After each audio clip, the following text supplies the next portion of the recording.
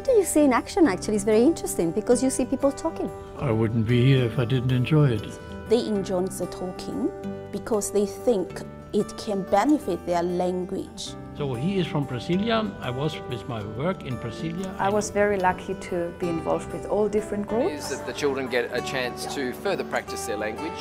I used to be very shy about speaking Chinese. And culture covers art, music, literature, history, politics. They appreciate it as individuals. About food, yes.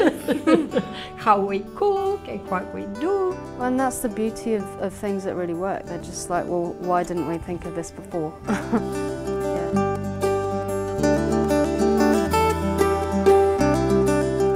The project started in 2010, but before we actually started this particular project, we actually conducted a pilot study at the university. So what we did with Professor Michael Klein, who actually was the initiator of this project, was to connect students who were in the university with older people in the community. A proposal was put together for an ARC grant, Australian Research Council grant, to expand the project on a school level. Then the 3 languages, Chinese, German and Spanish, were chosen. In terms of language, I think it's a great language practice activity. So first, the students, when they first started, they think they cannot speak fluently or anything like that, and they need a little bit prompting and help. But the more often they do it, they realize that they can be very relaxed about it, and it's a nice way just to practice what you know, let the senior help you along a bit, make suggestions with the language. So the feedback from the students has been, yeah, I'm glad that I took part in this. I had some doubts at first, but when I started to talk to my old person, then I developed a relationship.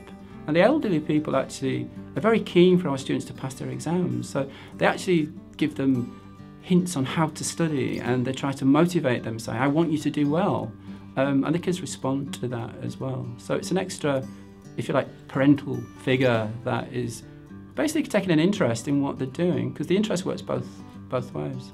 Well, I think, again, what I think I've learned is the value of this type of interdisciplinary research, and I know the university is very keen to promote that and to encourage people from different faculties to work together.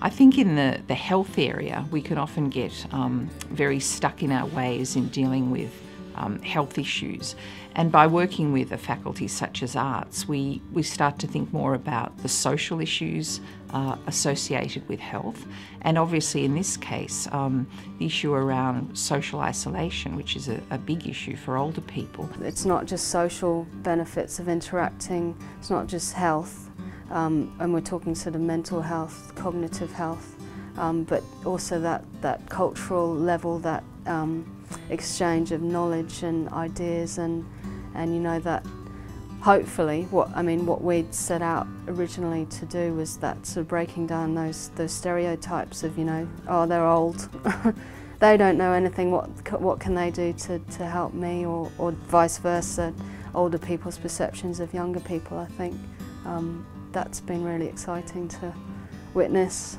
Being able to communicate. Am I able to communicate? You are very well. I thought it would be a good opportunity to make use of those abilities and skills, and see if I can help a student to progress and to achieve better results at BCE. Often he talks about his life in Germany, and it's always really interesting. In particular now, because in my actual German studies we're learning about you know, post-World War II and all the East and West Germany, and he's been through it, and it's great to get some first-hand experience. I suppose initially we were focused on their language. These are second language learners, and the opportunity for them to improve their languages was the driver for us, and that's happened. We've seen evidence of the fact that their language, their grammar, their fluency, their confidence in holding a conversation has improved. I suppose what we didn't realise at the time was how they would develop in other ways. And I think that they've really valued the connection with the old people. There's a great deal of sort of mutual affection and respect. And I think from the students' point of view, they've learned about old people, they've learned more about multiculturalism, but they've learned a lot about the migrant experience, which they might not have thought about previously. And that, I think, has developed in them a lot of respect for these people. 95岁了，我是1917年生的。澳洲我是很早的向往一个地方，我在香港的时候，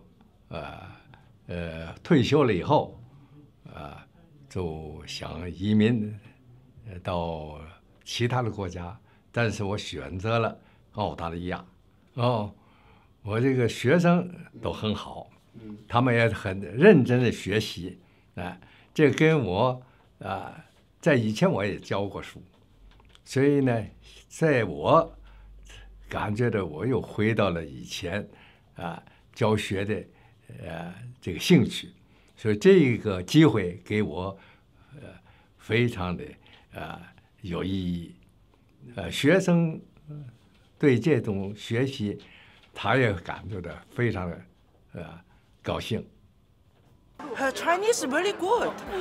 It's increased my exposure to listening to the language, so that's obviously had a great impact on my listening. Home, she not talk Chinese, but her Chinese is really talking very well. I think she is learn very hard, work hard. Yeah. One of the things I struggle with in Chinese is listening. I have trouble understanding what's being said. And so I've been able to, I guess, improve my listening skills, but also my talking. Our partners will come up with little sayings we can say in different situations, which really help. So we know at the end of the year, because I'm in Year 12 this year, I have the Chinese oral. So I need to know how to, I guess, communicate with a Chinese person and their customs and things. In my case, yeah, I helped her with English in some cases, and she helped me with my Chinese. Yeah, we've just been discussing the different dishes from the different regions of China and which dishes, I guess, are specialties of those regions. It also helps you with your confidence because you're talking with people who can't speak English that well. So it forces you to speak Chinese rather than just letting you just fall back on your English thinking it's a backup. The children get a chance to further practice their language, in particular for the Australian students who don't have any Chinese background. But more than that, it's been the interaction with the senior citizens that have come along, and that's been really the benefit that I think we've noticed at the school. I was very impressed to say both seniors and the students were engaged in such kind of the culture excursion. They talked very actively with each other, and they totally forget their own identity as the student or the senior. Especially on the table, I could say they just look at each other as a family. They really looked after each other in eating. Oh, the students have definitely improved. You can see the animation in their faces now when they talk about what it's like to be speaking Spanish, to have that real life interaction with real people who speak the language, and to hear the subtleties and the nuances of the language when it's spoken by a native speaker has really enriched their own language speaking. I think that's been an important thing. I think the other improvement that you see is a growing sense of empathy in the students for older people. I think if this program was running, it could encourage more people to do it, which would be really good in the future, because I think it's mainly if people aren't confident, and this program really helps with your confidence. We write yeah, we did that. I said this is the word, and we write, and it's like that, and this brings you some, I don't know, big satisfaction for me, because I come in here and to connect with another people is very important, with the other people, like the oldie like me and the young one like her. You know, it was wonderful. Monash University has been absolutely vital in setting this up together with us. They have helped us finding the partners for the students. They have helped us in planning. They've given us a lot of ideas how it can work, how it can fit into a timetable, and then we merged our ideas and our experience together with them. And so together with Monash University, I think it has worked tremendously well. Not only do the students learn more, they get more exposure to Chinese culture, but we also close that generational gap. We learn more about how they grew up, how they live, and they also kind of find out or learn about how we live our lives, why we're so attached to computers, mobile phones and internet and that kind of stuff. This has been a very personal experience for me as well in terms of intercultural learning and working in an intercultural team. And I saw that it's possible to create something wonderful. And I'm very happy to have that experience, and yeah, I'd like to pass this on to other people. I think it's been successful because it's been so well run and so well resourced. I think they're critical things.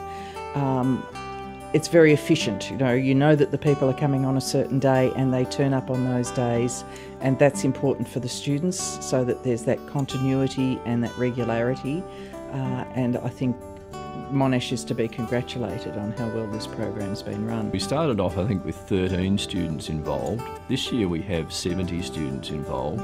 We have more students who want to be involved. We have more old people dropping into the school office and saying, I want to be involved.